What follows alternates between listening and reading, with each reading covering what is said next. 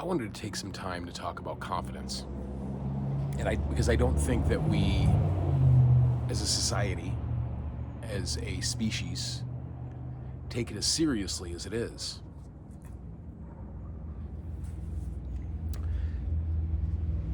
At the root heart of Source is the absolute. It's absolute confidence. It's absolute knowing. It's very definitive. It's a yes or no. Because all things are acceptable in what we do, how we do it, what's going on in the world. It's all an acceptable part of terms and conditions. So it's almost just as simple as getting up, having a shower, brushing your teeth, and putting on clothes. And you have a innate confidence. Now, not everybody has this. Some people, change their outfit 4 or 5 times before they go to work. But for the majority of us, we put on the clothes that are comfortable, that coincide with our job or our daily activity. And it's just as confident as that. There's no second guessing it. It is very definitive. So if you take up a spiritual practice, it's as definitive as that. There's a gentle knowing, a gentle confidence that's inherent in it. You've seen something. You've experienced something. You've been the something that you're looking for. Strong psilocybin trips, dimethyltryptamine, extreme meditation practices, extreme mindfulness and presence, those all come about. So like Eckhart Tolle isn't as much about meditation as he is about presence, because presence is a form of meditation. Cooking can be a form of meditation. Driving your car can be a form of meditation. Playing an instrument, creating art. And the key is not as much as how long you do it, it's more about how confident you are doing it. It's a certainty, a degree of certainty that is just beyond reproach. It's not even really, you can't even put a real label on it. You can't define it very specifically. If you were to look at the ascended masters, the enlightened, they have this in common. It's an unexplainable. It's like the first line of the Tao Te Ching, which is the Tao that is spoken is not the true Tao. Words don't do it justice. And that is what that certainty is, that confidence. When you undertake something, it's because you know you can do it. Now, what I'm saying is that is all prevailing. It's always been there. It always will be there. It's in some aspect of your life you've shown that type of confidence in life. I'm pumping gas. I'm making dinner. I'm peeling potatoes. I'm carrying wood, carrying water. That is the confidence. We do the actions we do in everyday life unknowingly confident about it, because there are other people that aren't confident about it. There are some people that second guess every single thing they do throughout their day. Am I making the right decision? And that will lead into a type of madness. And that might be the suffering that you need to liberate you. So it's hard to judge anyone for anything under any circumstance, except that's not for me or that is for me. Because everybody is pointing towards the same direction. We're all heading towards the infinite. So as you approach your meditation practice or your mindfulness practice or whatever it is that you have confidence in, understand that there is a deep knowing there. And that's the place that you head every time you meditate, every time you practice mindfulness, every time you make tea. You know the tea will be made with the hot water and the leaves and the cup, and it just is this process. And unfortunately, we don't give ourselves enough credit for being in that type of presence, for being in that state of mind that is all pervasive. We still second guess ourselves. We still pretend we don't really know what we're doing, but you already know this. We all already know this. The goal of the guru is to help you remember who you are. And I don't want to get too much into the love or light thing because that turns people off, but it's love and light. It's all-encompassing acceptance of that which is. You're not really looking to change the world. You're looking to change how you see the world. You're looking to find a way that best explains you under your certain circumstances, your current circumstances. What sets of events led up to this? And as the puzzle piece comes together, you will realize that you've been doing this your whole life, that this all was leading up to this point, and it's very, very important what you're going through. If you're having a hard time right now, buckle up, because everybody else is too, and in just a little bit different of a way. And in that, we can be more compassionate towards others. Like, they're going through a similar thing that I'm going through. They have anger issues, and they have gone down that rabbit hole, and oh my God, poor them. And not in a sad sort of way. It's in a way that you kind of get excited about, because that poor them is unlocking the code. It's breaking the fabric of reality, because the fabric or the nature of reality is how we see it. If you stop seeing it, it reveals itself. It's like Charles Bukowski on his gravestone, it says, "Don't try." And that confounded me for many years, because I'm a pretty big Bukowski fan. There was a rawness and a light in his poetry and his prose that is just, it's unexplainable until it is. And what Buck was getting at is, it's not a trying situation. It's a confidence, it's a doing. And when you unlock that, you unlock the mysteries of the universe. You're no longer bound by perceptions or guilts or shames that you have held on to. You are now liberating yourself through free will, because that's what meditation is. It's free will in action. There is the predestined path, and then there is the free will, which unravels it. All future scenarios are happening right now.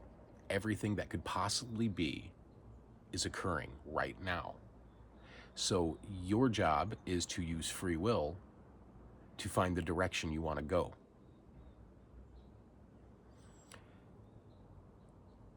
Unfortunately, we're told that other people's opinions make a difference to who we are. And that's never been true. I mean, there's a certain degree, like if you're going for a job or you're trying to sell a house,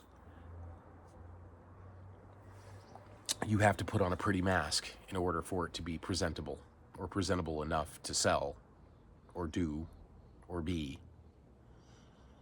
But the harsh reality is that people are already set on what they're going to do before they ever do it. So that, in that way, you don't have to keep yourself accountable for other people's actions or opinions.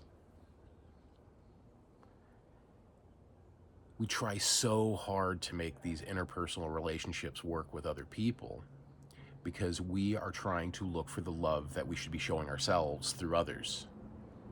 That's what relationships are for. It's not just for propagation of the species. It's also for a way to find enough confidence in who we are to look in the mirror every morning and go, I love you. Because you're a pretty great person, right? I mean, if you're looking at these types of videos, you are already showing what free will can do. It can absolutely break apart the nature of reality and expose it for what it truly is. And it's just an observation attached to a thought, rolling around in a perception. And when you make space, space is very important. I've talked about it in other videos, and I'll talk about it in videos in the future. But the ability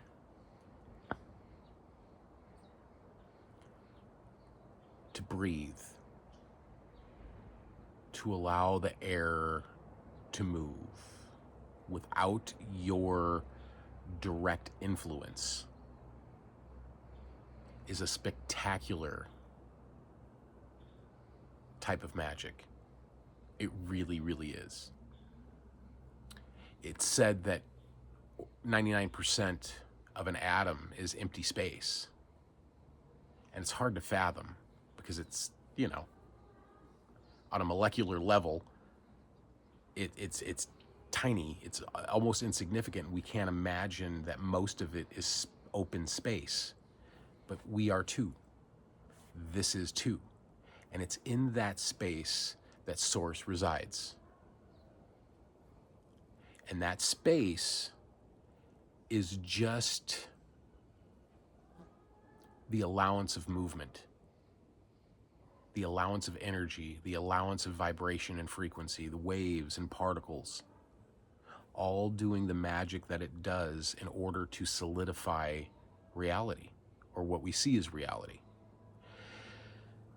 But when you take space, when you make a little bit of space, when you have that dreadful feeling and you start to spiral, if you just take a second, it's the space in between words. It's the space in between notes. That is where the secret is. Because when you give space, that confidence comes out and you go, well, what the hell is this? And then you lose it.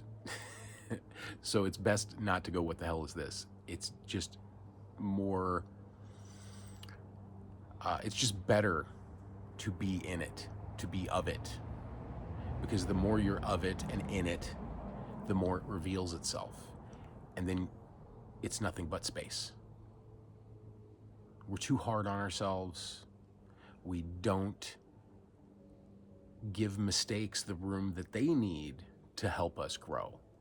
We dwell on it. We pretend that that mistake is who we are, and it never has been, nor will it ever be. Because there are no mistakes. There are only imperfections, and in those imperfections is beauty, and in that beauty is you. It's as simple as going, I made a mistake. I am imperfect, because there is no such thing as perfection. No matter what. I mean, we really think that everything is exact, and it's really not. Even the things that we pull off by magic are not exact.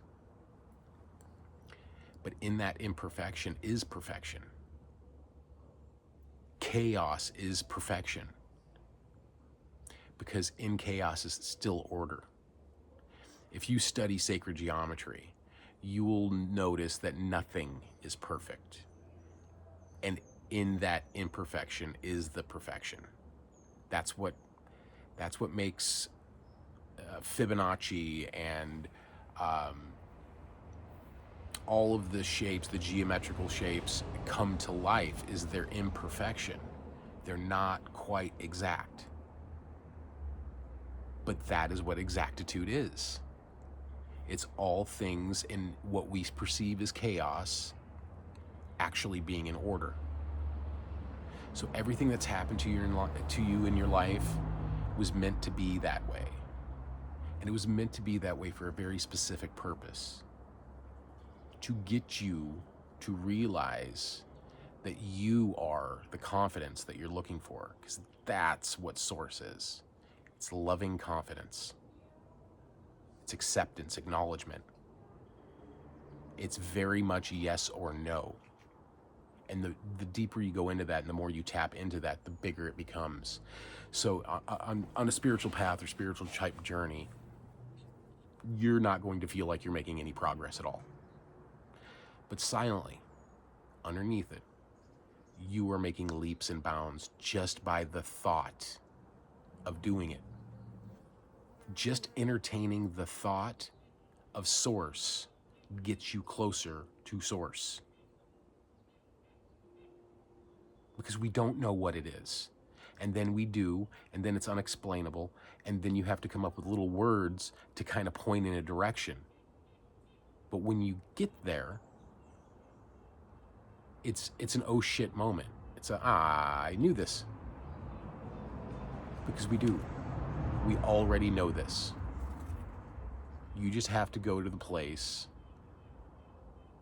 where none of your past affects your present. And no potential future would affect your present.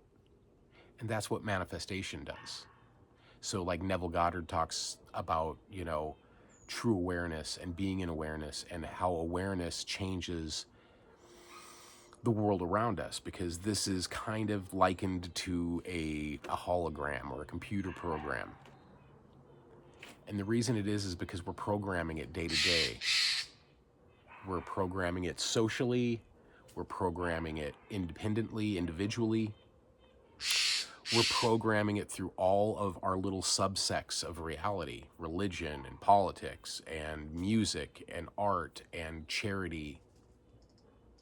We're programming it through allowing homelessness, while other places don't allow homelessness. They house people. Like the housing first theory. If you get people a home, everything else just kind of comes along. Because once we can maintain an idea of being civilized, we just become civilized. So don't worry about their drug usage or their mental health or any of that. Give them a place to live. Give them some clothes, have food available, and then things will start progressing naturally. If it's meant to be. I mean, some people fall off the wagon. Relapse is a thing. Don't hold it against yourself. Keep moving. Look at it. Know it's not for you, and move forward. And do it confidently. Because you do everything else confidently, you might as well do that confidently too. There's no sense in second guessing yourself. Just try to do no harm. Try to be a decent person and do no harm.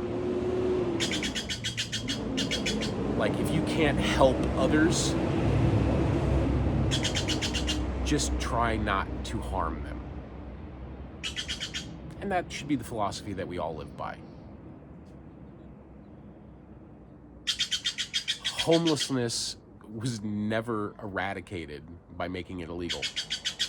Poverty is not going to get eradicated by making it illegal. And so in that, we can lend a hand to everyone else in our lives.